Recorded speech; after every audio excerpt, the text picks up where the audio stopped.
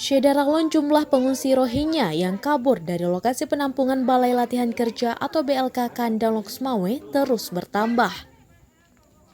Sesuai data terakhir dari Satgas Penanganan Pengungsi Rohingya Kota Loksmawe, jumlah Rohingya yang kabur sudah mencapai 82 orang, di mana mayoritas yang kabur adalah para wanita.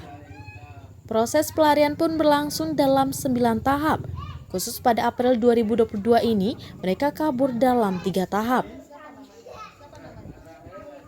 Juru bicara Satgas Penanggulangan Pengungsi Rohingya Loksmawe, Marzuki, pada Jumat 8 April 2022 menjelaskan, awalnya jumlah Rohingya yang ditampung di BLK itu sebanyak 105 orang. Sehingga beberapa waktu lalu ada tiba 3 pria Rohingya dari Malaysia guna bergabung dengan keluarganya. Jadi dengan jumlah yang kabur sudah mencapai 82 orang. Maka Rohingya yang masih tersisa di BLK saat ini berjumlah 28.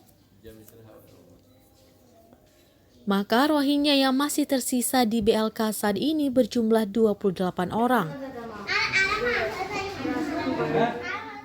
Disebutkan juga pelarian 82 Rohingya dari BLK Kandang terjadi dalam 9 tahap. Pertama terjadi pada 18 April. Pertama terjadi pada 18 Januari 2022, jumlah yang kabur 8 orang.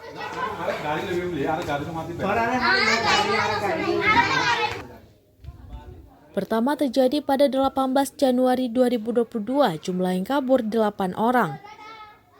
Pada 30 Januari 2022 kabur 4 orang.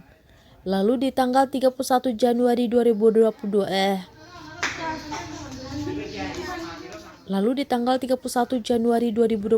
kabur 9 orang.